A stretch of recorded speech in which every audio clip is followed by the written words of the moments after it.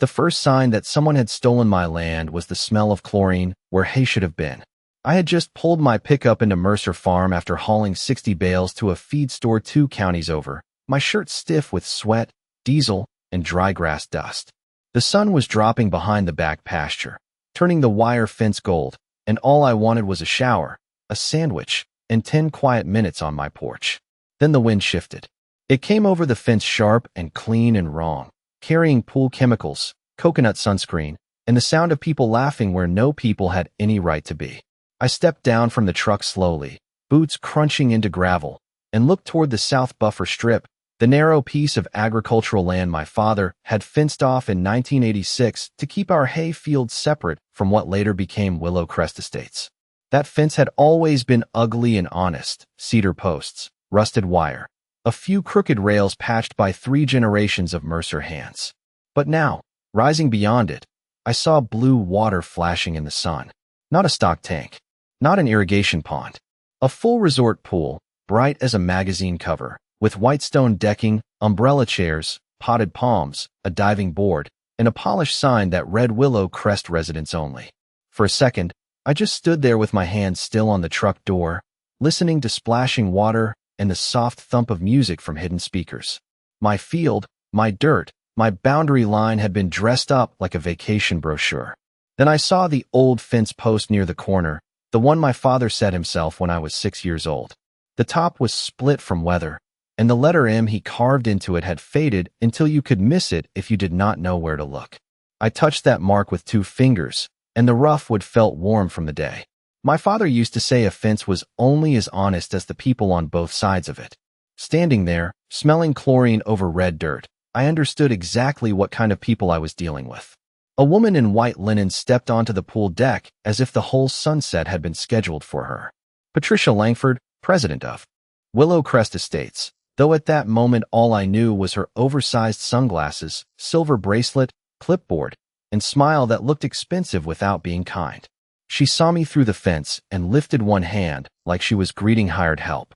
"This area is private community property," she called. "You cannot stand there staring at residents."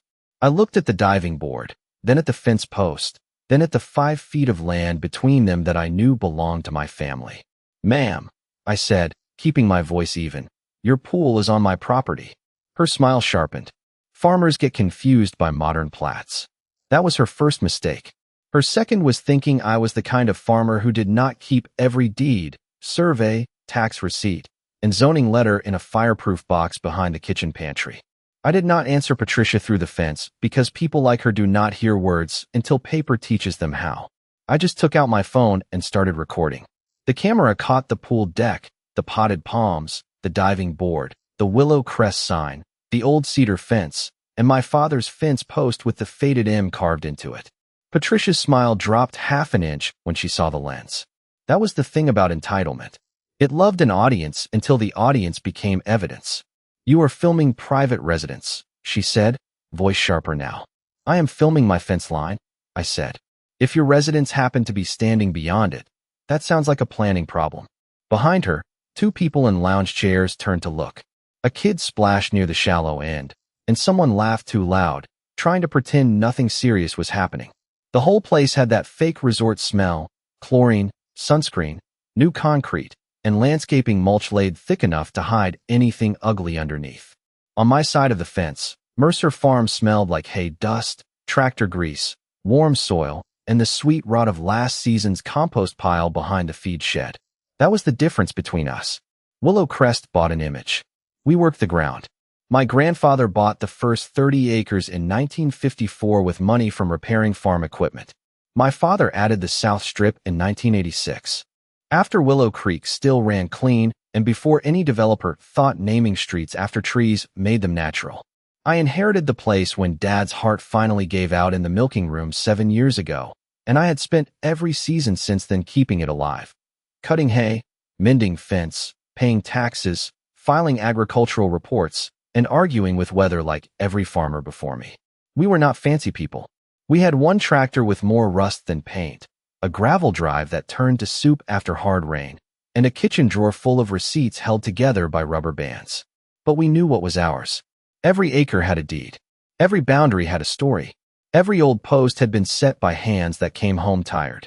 I walked the fence slowly while Patricia watched from her perfect pool deck. My boots sank into the dry edge of the buffer strip, kicking up red dust. The diving board stretched out toward my side like a white finger pointing at a mistake nobody wanted to admit. I counted the distance from the board to the fence with my eyes, then photographed the landscaping rocks spilling through gaps where our wire had been cut and reset behind new shrubs. That made my stomach go cold. They had not just built close. Someone had moved the visual line, not the legal line, the pretty one. Patricia stepped down from the deck and came closer, stopping just short of the fence. Her white linen pants did not have a speck of dirt on them. Mr. Mercer, Willow Crest completed this amenity under approved plans. You need to take your concerns to the board in writing. I will, I said, after I take them to the county. Her sunglasses hid her eyes, but her mouth tightened. That would be an unfortunate escalation. I looked down at my father's carved M, then back at her polished pool, her clipped hedges, her residents pretending not to listen. No, I said. Escalation was building a diving board over a farm line and calling it luxury. That evening, I went inside, washed the hay dust off my hands, and pulled the fireproof box from behind the pantry shelves. The metal scraped across the floor with a sound that felt older than anger. Inside were our deeds, the 1986 survey, tax, records, zoning letters, and the agricultural exemption file Patricia had never bothered to imagine. I set them on the kitchen table under the yellow light, and the house went quiet around me. Not peaceful. Ready. By midnight, my kitchen table looked less like a place to eat and more like a quiet courtroom. I had the old deed spread beside the 1986 survey, the agricultural zoning letter, 3 decades of property tax receipts, and a yellowed county map with my father's notes written in pencil along the south boundary. The refrigerator hummed behind me. A moth tapped against the window over the sink. Outside, beyond the dark shape of the pasture, I could still see the glow from Willow Crest's pool lights staining the tree-lined blue, as if they had plugged a piece of Las Vegas into my family's field and expected the dirt to be grateful.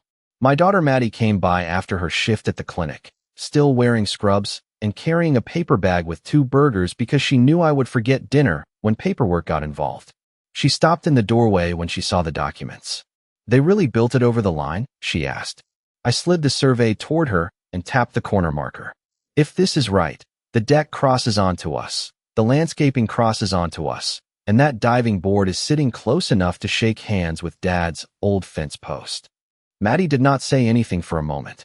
She just looked toward the dark window, where the pool light flickered faintly through the trees. She had learned to ride a bicycle along that fence. She had picked blackberries there until her fingers turned purple. To Patricia, it was a recreational parcel.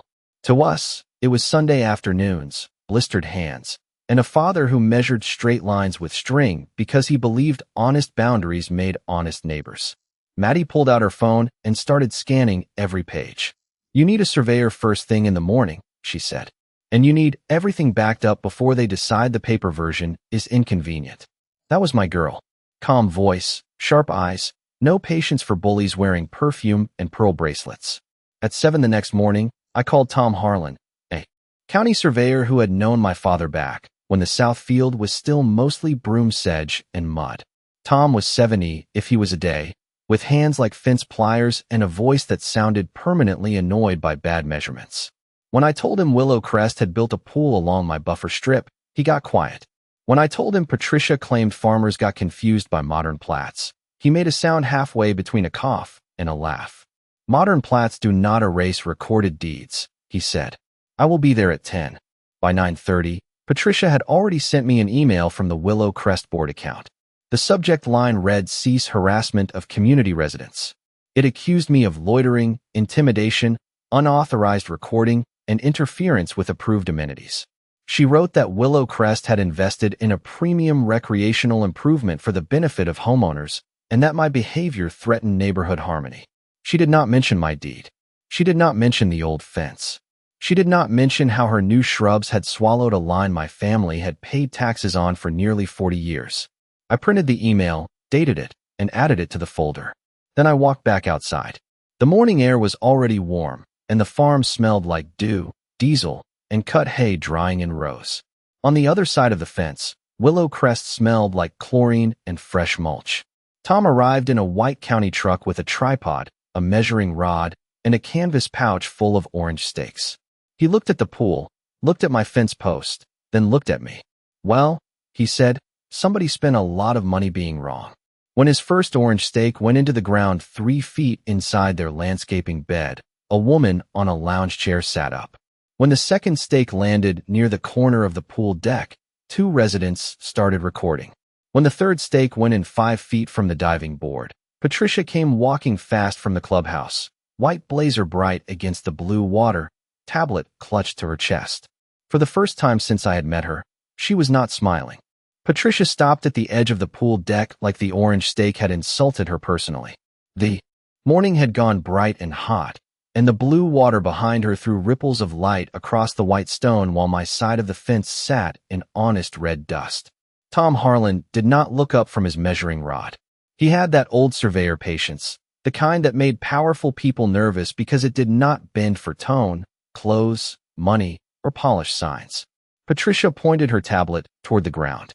"You need to remove those markers immediately," she said. "This is an active recreational amenity, and you are alarming residents." Tom pushed another stake into the mulch with his boot and said, "Ma'am, I am marking the recorded boundary." Her eyes moved to me. "Mr. Mercer, this is exactly the kind of harassment my board warned you about." I held up my phone so she could see it was recording. Survey work is not harassment. Behind her, residents gathered near the lounge chairs in flip-flops and sun hats, whispering over plastic cups of lemonade. Some looked annoyed. Some looked confused.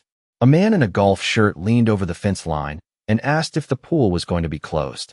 Patricia turned sharply and gave him her public smile, the one that had probably passed for leadership at board meetings for years. "There is no issue," she said. "This is a misunderstanding created by our agricultural neighbor." Agricultural neighbor. She said it like dirt was a character flaw.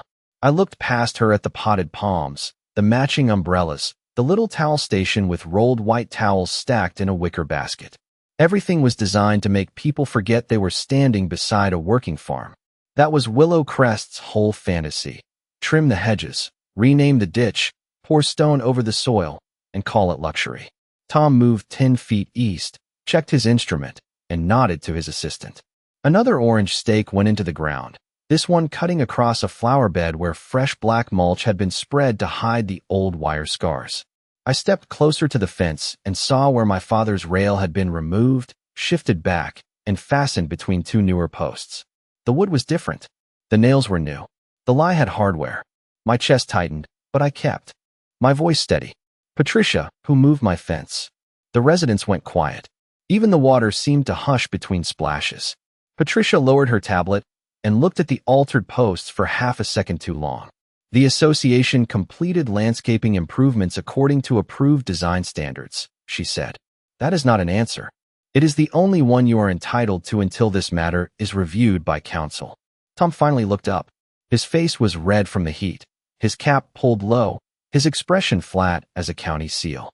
"You might want counsel," he said, "because unless you have a recorded easement I have not seen, your deck, shrubs, and part of that diving board approach are sitting beyond your parcel." A woman near the shallow end covered her mouth. The man in the golf shirt looked down at the stone beneath his sandals like it might disappear. Patricia's jaw tightened. "Our map shows the recreational parcel extends to the historic buffer." I opened my folder and pulled out the 1986 survey copy, protected inside a clear sleeve. "Your map shows what you wanted to build. This shows what my father bought." She stared at the paper, then at the faded M carved into the old post, then back at me. For 1 second, I saw it. Not fear, exactly, but calculation.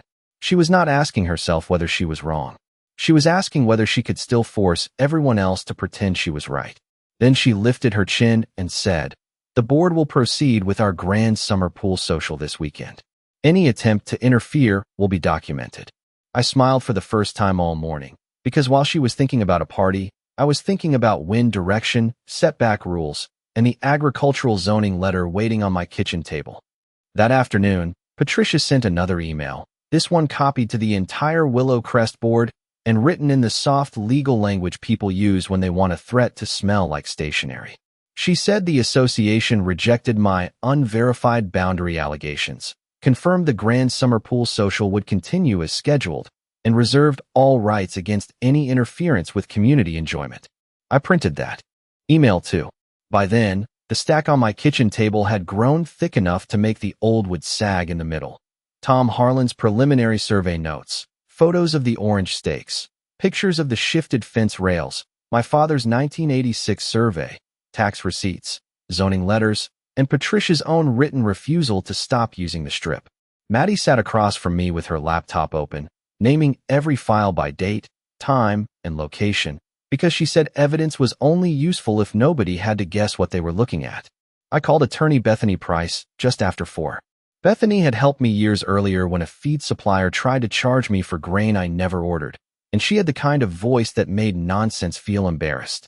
She listened without interrupting while I explained the pool, the fence, the stakes, and Patricia's plan to hold a party on land Tom had already marked as mine. Then she asked one question. What is that strip zoned as? I pulled the county letter from the folder. Agricultural protected use. Same classification since 1986. The phone went quiet except for the faint scrape of her pen. Calvin, she said, do you still compost manure on the farm? I looked out the kitchen window toward the feed shed, where the old compost rows sat behind a line of rusted panels. Every season. And do you have space to relocate or expand a covered compost pit within your own parcel, away from wells, drainage channels, and residences? I did not answer right away. Through the trees, the pool lights flickered on even though sunset was still an hour away, and I could hear someone testing speakers for the weekend. Soft music floated across my pasture like they were decorating my patience. Yes, I said slowly. The South Strip has the grade for it. Bethany's voice stayed calm. Then tomorrow morning you come to my office with the zoning letter, the survey, and your agricultural exemption file. We are not going to trespass. We are not going to damage anything. We are going to ask the county what you are legally allowed to do on your land. That was when the idea began to take shape, not as revenge the way angry people imagine it, but as balance. Willow Crest had covered my soil with stone and called it improvement. Patricia had looked at my father's fence post and decided it was weaker than a board-approved dream. Fine. If she wanted the public to experience the boundary, I would let the boundary speak in the language that land had always spoken, use. The next morning, I drove to Bethany's office with the fireproof box strapped into the passenger seat like an old family witness. Her conference room smelled like coffee, printer ink, and raincoats drying by the door. She spread the documents in neat rows, then called the county planning desk while I sat there with my hat in my hands. By noon, we had the answer. A covered agricultural compost manure pit was allowed on my parcel if it met setback, drainage, liner, and inspection requirements. The county did not care if an illegally placed diving board made the lawful location inconvenient for Willow Crest. Property use followed recorded lines, not resort brochures. Bethany wrote the permit request in clean, boring sentences, the kind that make powerful people furious because there is nothing dramatic to attack. Maddie attached photographs. Tom added a boundary sketch. I signed my name at the bottom. When I drove home, Patricia's party banner was already stretched across the pool fence, bright blue letters promising luxury summer living. I parked by the feed shed, stepped into the smell of hay dust and motor oil, and looked at the old compost area behind the barn. Then I looked toward the South Strip, where the wind moved from my field straight across the pool deck. Patricia had planned a celebration on my land. I was planning an inspection. The county approved the permit at 9:43 on Friday morning, and I remember the exact minute because Patricia's first pool party reminder landed in my email at 9:44. The subject line said luxury summer living begins tomorrow, as if the universe had a sense of humor and wanted everything time-stamped. I stood in the feed shed with the permit printed in my hand, listening to the old box fan rattle against the wall, while Maddie read the approval terms out loud from her phone. Covered structure required. Drainage. Berm required. Liner required. Minimum distance from well, residence, and waterway confirmed. Inspection scheduled before active use. Every sentence was dry, clean, and legal, which made it more beautiful to me than any blue pool Willow Crest could build. By noon, Bethany had emailed Patricia and the board a formal notice. Mercer Farm intended to proceed with lawful agricultural use on Mercer property, and any interference would be documented. Patricia replied 16 minutes later. Her message was short, polished, and furious in that careful HOA way. She claimed my proposed farm activity was retaliatory, inconsistent with community aesthetics, and clearly designed to disrupt resident enjoyment. Bethany forwarded it to me with one line. She just admitted the land use bothers them, not that it is illegal. I smiled at that, not because I wanted to make anyone miserable, but because for the first time since I smelled chlorine over my hay field, the ground felt like it was answering back. That afternoon, I walked the South Strip with Tom Harlan and the county inspector, a square-shouldered woman named Denise Carver who wore mud boots and did not seem impressed by luxury anything. The three of us moved along the orange stakes while Willow Crest residents watched from the pool deck under wide umbrellas. Denise checked the grade, drainage direction, distance to the nearest home, and the location of the old fence post with my father's faded M. She looked at the diving board, then at the survey line, then back at me. Your proposed pit sits on your parcel, she said. Keep the cover in place, manage runoff, and schedule follow-up inspection after construction. On the other side of the fence, Patricia stood with both hands wrapped around her tablet. She had changed into a pale blue blouse and white slacks, the kind of outfit that looked chosen for a brochure about calm leadership, but her face had gone tight around the mouth. This is absurd, she called. Denise turned just enough to hear her. Ma'am, absurd is not a zoning category. Maddie lowered her phone to hide a grin. I almost did the same. The next morning, Willow Crest dressed the pool like a sales pitch. There were navy banners on the fence, glass drink dispensers full of lemonade, folded towels, little signs pointing to the restroom, and a photographer taking pictures for their newsletter. Soft music floated over the water. Children splashed in the shallow end. Adults stood around pretending orange survey stakes were decoration. Patricia moved from group to group with her clipboard, laughing too brightly, touching elbows, pointing toward the clubhouse like everything was under control. I stood on my side of the line in work boots and a faded cap, watching the wind lift dust from the hay field and carry it toward the pool. I did not cross the fence. I did not raise my voice. I did not touch their stone deck, their chairs, or their expensive umbrellas. I just waited until the county time window opened, then waved in the small excavator I had rented from Harlan Equipment. Its engine coughed once, then settled into a steady growl as it rolled down my gravel lane with the permit sheet laminated and zip-tied to the safety rail. Conversation on the pool deck thinned, then stopped. The photographer lowered his camera. Patricia turned slowly, and even from 30 yards away I could see she understood the part she had missed. She had built a resort illusion on a working farm boundary. Now the farm was about to behave like a farm. The excavator moved slowly down the South Strip, its tracks pressing into my own red dirt, while every face around that pool turned toward it. The machine was not large, not dramatic, not anything a person would put in a brochure, but it had a county permit zip-tied to the rail, and that made it heavier than Patricia's entire board. I walked beside it with the laminated approval in one hand and the site sketch in the other, following the orange stakes Tom had set the day before. Maddie stood near the feed shed with her phone held chest high, recording the time, the weather, the wind direction, and the fact that nobody from Mercer Farm crossed onto Willow Crest property. Bethany had told us to make the record boring. Boring was safe. Boring was clean. Boring was how you built a trap for someone who depended on drama. Patricia hurried across the pool deck, her white slacks flashing between lounge chairs, her voice cutting through the music. You cannot do this during a community event, she called. I looked over my shoulder at the lemonade table, the photographer, the towels, the children being gathered by parents who suddenly realized the property dispute was not just a rumor. I am not doing anything during your event, I said. I am doing permitted farm work on my land. She reached the fence and gripped the top rail with both hands, careful not to touch the old post with my father's carved M. This is malicious. I unfolded the permit and held it where she could see the county stamp. No, ma'am. This is agricultural use. The operator lowered the bucket, and the first scoop of dirt came up dark and damp beneath the dry crust. The smell of real earth rose immediately, deep and mineral, cutting through chlorine like truth through perfume. The music at the pool clicked off. Somewhere near the umbrellas, a woman asked Patricia whether the pool had actually been built over the line. Patricia did not answer her. She watched the bucket swing, jaw tight, tablet pressed against her ribs like a shield. We had marked the compost pit exactly where Denise Carver approved it, fully inside my parcel, away from the drainage ditch, away from the well, properly lined, properly bermed, properly covered. The closest edge sat 5 feet from the diving board approach, not because I guessed, but because Tom measured it twice and Maddie photographed the tape.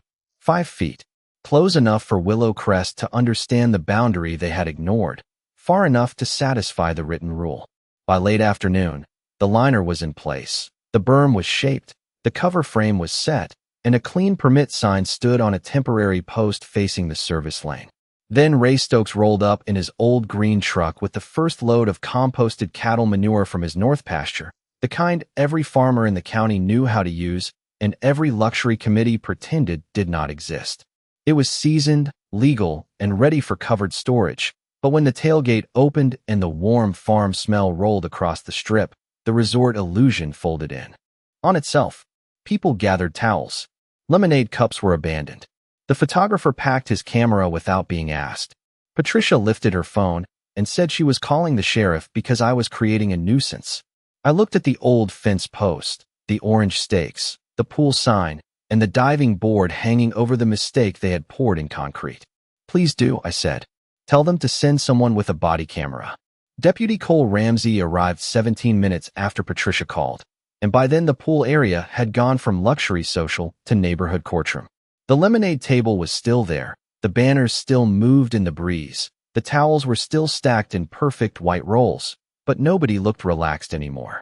Residents stood in small clusters near the clubhouse, whispering and checking their phones, while the compost pit sat on my side of the orange stakes with its liner, berm, cover frame, permit sign, and Ray Stokes's first legal load sealed under the tarp. The smell was not dangerous, not uncontrolled, not anything the county had not already approved, but it was honest farm smell, warm and unmistakable, and it made Patricia's resort fantasy feel like somebody had opened a barn door in the middle of a hotel lobby.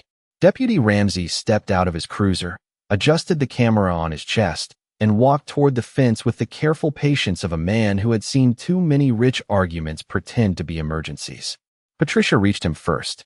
Deputy, this man is creating a public nuisance to retaliate against our residents, she said, pointing at me as if I had rolled the entire farm downhill just to ruin her afternoon. He is interfering with an approved community amenity. Deputy Ramsey looked at the orange stakes, the old cedar fence, the diving board, and the permit sign. Mr. Mercer, is this your equipment and your compost site? Yes, sir, I said. All on my parcel. Permit is posted, inspection is scheduled, survey is in the folder. I handed him the binder Bethany had prepared.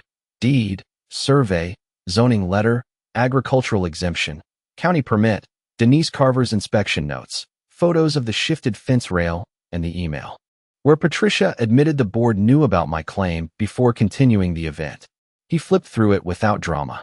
That was what Patricia hated most. Paper does not gasp. Paper does not flatter. Paper just sits there and survives tone. She kept talking while he read. The association has maintained this recreational zone as part of Willow Crest's shared facilities. Our homeowners pay dues for this space. This pool is central to community value. Deputy Ramsey looked up. Do you have a recorded easement or court order allowing the association to use the section marked by these stakes? Patricia blinked once. Our site plan shows it as a historic buffer. That was not my question. The residents went silent in a way I could feel against my back. Even the pool pump seemed loud.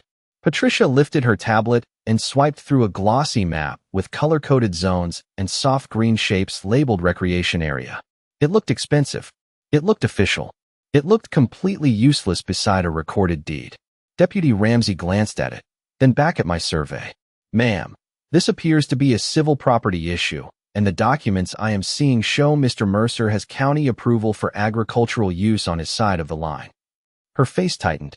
So you are allowing him to punish an entire neighborhood.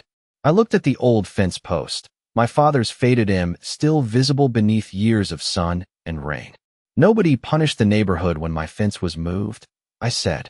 Nobody asked my permission when the deck crossed the line. Nobody cared about the smell of chlorine in my hay field. All I did was use my land the way it is zoned. A man in a golf shirt stepped forward from the residence. He was the same one who had asked if the pool would be closed. "Patricia," he said quietly, "did the board know the property line was disputed before you opened the pool?" She turned on him with that polished smile, but it was too late. The body camera was recording. The residents were recording. Maddie was recording. The orange stakes were glowing in the late sun like little flags of common sense. Patricia opened her mouth, closed it, then said, "The board relied on professional materials provided during development." Bethany, who had arrived just in time to hear that sentence, stepped beside me and said calmly, "Then we will need those materials in discovery." Patricia looked from Bethany to the deputy, from the deputy to the residents, and finally to the diving board sitting 5 feet from the truth. For the first time all day, she had nothing clean to say. By Monday morning, Bethany had filed a formal notice of claim, and by Tuesday afternoon, Willow Crest's perfect little resort had more clipboards around it than lounge chairs. County planning came first, then building inspection, then a records officer from the permit desk who looked about 25 years younger than the folders she carried. They walked the pool deck slowly, measuring from the orange stakes to the stone edge, from the diving board approach to the shifted fence rail, from the old cedar post with my father's carved M to the new landscaping bed that had tried to bury it. Patricia stood near the clubhouse doors with 2 board members, wearing a navy blazer now instead of white linen, as if darker clothing might make her look more serious. She kept saying the association had relied on professional plans. Bethany kept asking where those plans came from. The answer arrived 3 days later in a scanned permit packet from the county archive, and when Maddie opened it on my kitchen table, the room went so quiet I could hear the flies tapping against the screen door. The site plan Willow Crest had submitted showed a smooth green buffer where my south strip should have been, but the legal description attached to the parcel stopped short of my fence line. Someone had drawn the dream larger than the deed. Even worse, the contractor notes included an email from Patricia asking whether the pool layout could be shifted a few feet toward the farm side to preserve symmetry near the clubhouse. A few feet. Those words sat on the page like fingerprints in wet concrete. Bethany read it twice, then looked at me and said, "That is not a mistake. That is knowledge." The emergency residents meeting happened that Friday night inside the Willow Crest clubhouse, the same building where Patricia had once planned to toast luxury summer living. I walked in with Bethany, Maddie, Tom Harlan, and a folder so thick it barely closed. The room smelled like carpet cleaner, nervous coffee, and perfume. Residents filled every chair. Some looked embarrassed. Some looked angry. Most looked like people realizing the dues they had paid for a premium amenity had been built on a boundary nobody wanted them to question. Patricia sat at the front table beneath a framed photo of the pool at sunset, her hands folded, her smile fixed in place. Bethany did not raise her voice. She did not need to. She projected the deed, then Tom's survey, then the county zoning letter, then the permit approval for my compost pit, then the altered fence photos, then Patricia's email about shifting the layout. With every image, the room changed. You could feel blame moving away from the farmer with the compost pit and settling where it belonged, on the polished people who had sold residents certainty without owning the ground beneath it. The man in the golf shirt stood up first. Did the board know this land was not part of Willow Crest before the pool opened? Patricia reached for her water glass.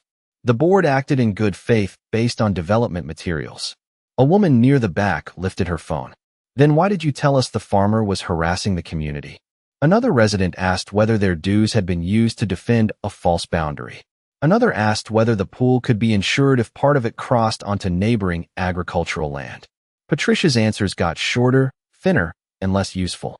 Then Tom stood, holding his cap in both hands, and said, "I set that south line in 1986 with Calvin's father standing beside me. It has not moved. Only the fence did." That was the sentence that broke the room open. Not loud, not dramatic, just an old man telling the truth plainly enough that nobody could decorate it. Patricia looked at the projector, then at the residents, then at me. For the first time, she did not look powerful. She looked like someone who had mistaken silence for permission and had finally run out of people willing to stay quiet. The settlement took 93 days, which is fast for land and slow for a man who has to smell chlorine every morning from soil his father paid taxes on. The county issued a correction order first.